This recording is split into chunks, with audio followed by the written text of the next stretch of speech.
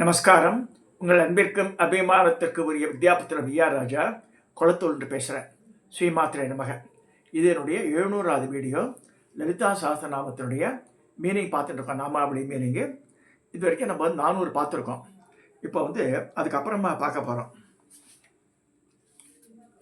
இந்த வியாபினின்றதோடு முடிச்சிட்டோம். நம்ம இதுக்கு அடுத்தது 492 விபிதாகார வித்யா அவித்யா சுரூபணி மகாகாமே தனேன குமுதாலா கௌமுதிகி பக்தார்த்ததமோபேத பானுமத் பான் சந்ததிகி சிவதோதி சிவாராத்யா சிவமூர்த்தி சிவங்கரி சிவப்பிரியா சிவபர சிஷ்டேஷா சிஷ்டபூஜித அப்பிரமேய சப்ரகாச்ச மனோவாச்ச மகோச்சர சிக்ஷேதனா ரூப ஜடச்சித்தி ஜடாத்மிக गायत्री व्याहृतंत्य द्विजबृंद शेवद तत्वादन तस्वामिगे पंचगोसरांति सीद निश्चिमकिम नित्ययबन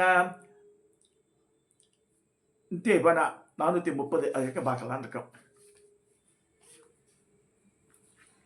ஸோ இப்போ 401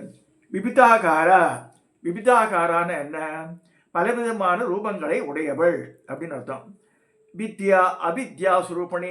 ஆனால் மூட ஜனங்கள் சேர்த்து வித்யா வித்யா அப்படின்ற லலிதா சஹஸ்ரநாமத்தில் மட்டும் ஒவ்வொரு 1000 நாமாவளியும் வெவ்வேறு நாமாவளி. வித்யா அவித்யா சுரூபணின்னு இருக்கு. ஆனால் வித்யா வித்யா தான் அவள் சொல்கிறான். சொன்ன அவட கோச்சுக்கிறா, தப்பா இருக்கு சொல்கிறேன். வித்தை அவித்தை என்ற 2 ரூபங்களாகவும் உள்ளன. வித்தை என்பது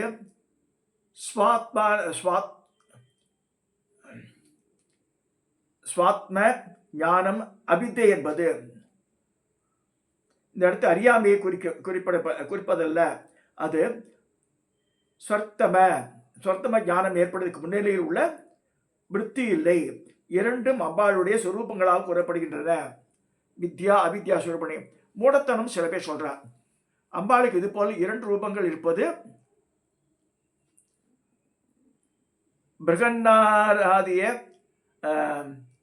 பிரகன்னாராதீயத்தில் கூறப்படுகிறது.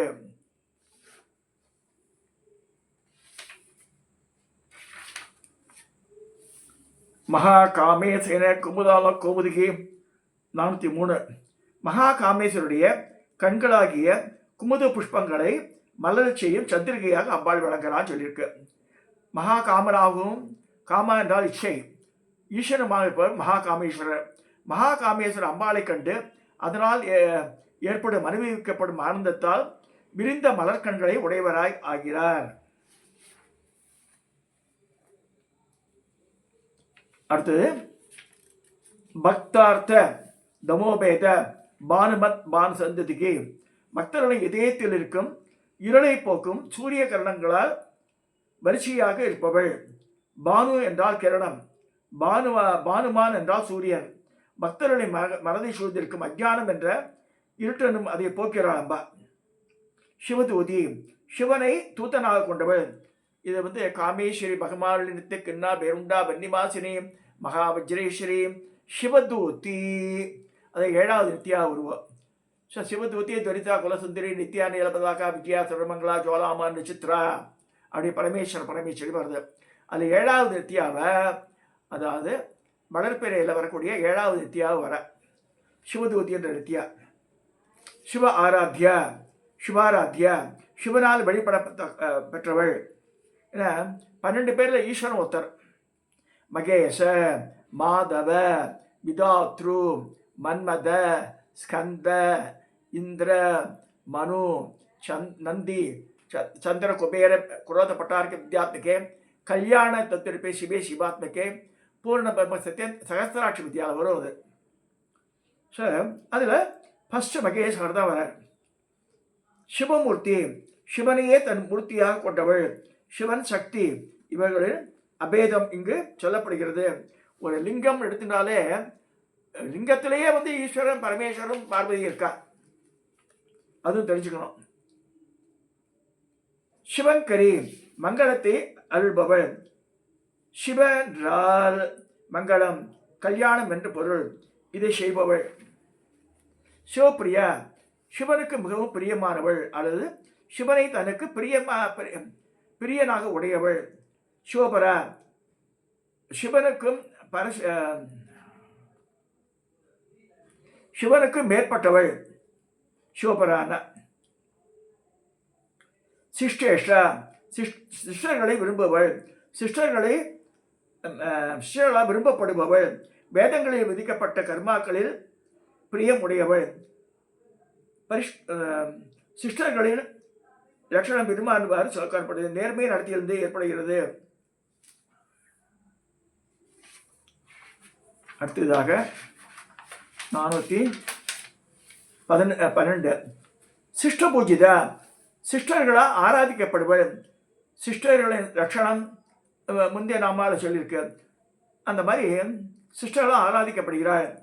அவள் அருளை பெற சிஸ்டர்கள் எங்கும் நன்கு மதிக்கப்படுகிறார்கள்.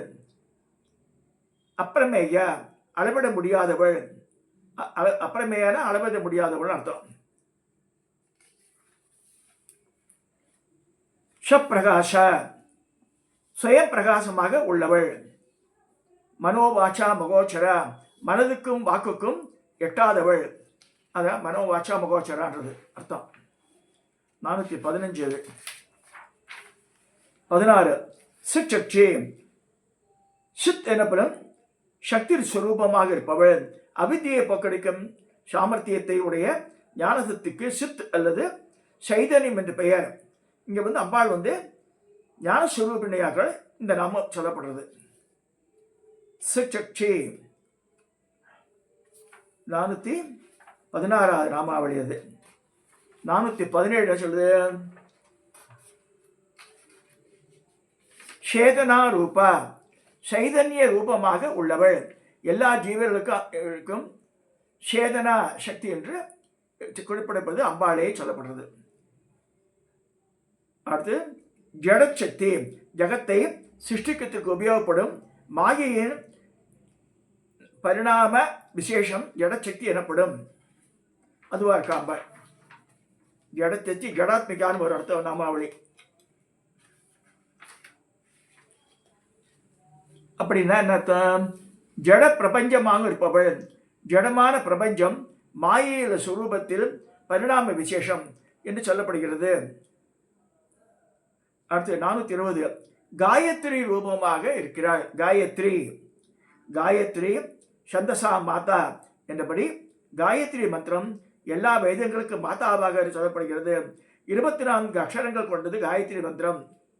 சந்தஸ் ஸ்ரீமத் பகவத்கீதையில் காயத்ரி சந்த சமபாக காயத்ரி சந்த சாமகம் என்று பகவானை வாக்கு சொல்லப்படுகிறது. அது இங்கே நினைவு கூறுறார்.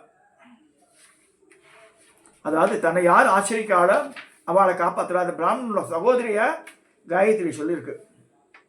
அதுக்காக முட்டிக்கிறா எல்லாரும் பெரியவாள்லாம். அதுலேயே ஒரு 10 காயத்ரி சொல்லிட்டு போயேண்டா பிரச்சனை இல்லாமல் இருக்கும்னு இவன் பண்ண மாட்டான். அதை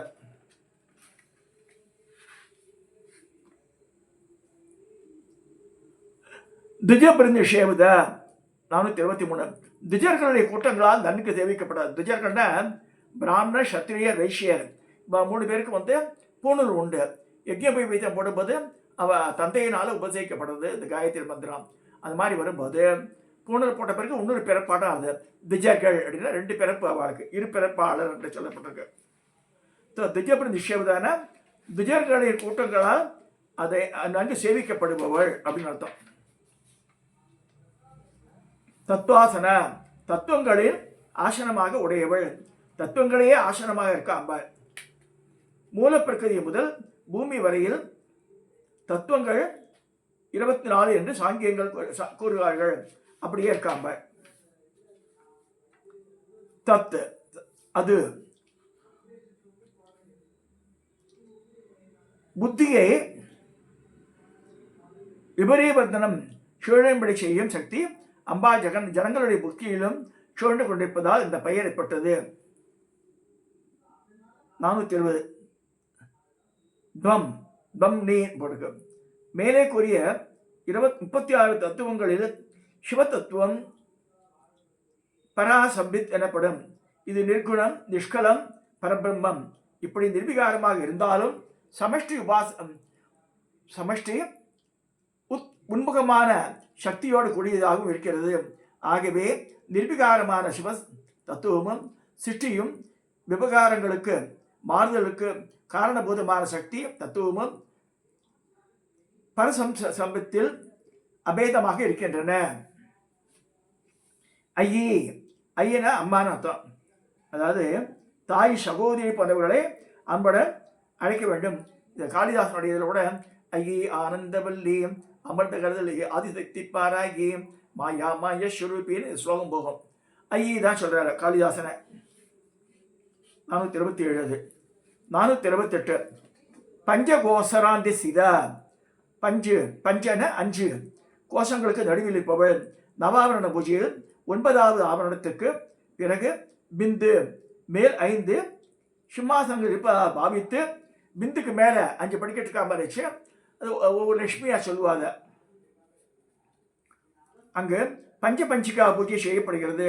இந்த 5 பஞ்சிகையே பஞ்சலட்சுமிகள், பஞ்சகோஷங்கள், பஞ்ச கல்பலத்தைகள், பஞ்ச காமதேனுக்கள், பஞ்ச ரத்னங்கள், பஞ்ச கோஷங்களை பெயர்கள் ஸ்ரீவித்யா, பரஞ்சோதி, பராநிஷ்கலா, சாம்பவி, அஜபா, மாத்ருகா என்பவை. இதை சொல்றாங்க. பஞ்சகா பூஜை வந்து இப்போ நவாவரண பூஜையில் ரொம்ப ஸ்காலர்ஸ் பண்ணுவாங்க.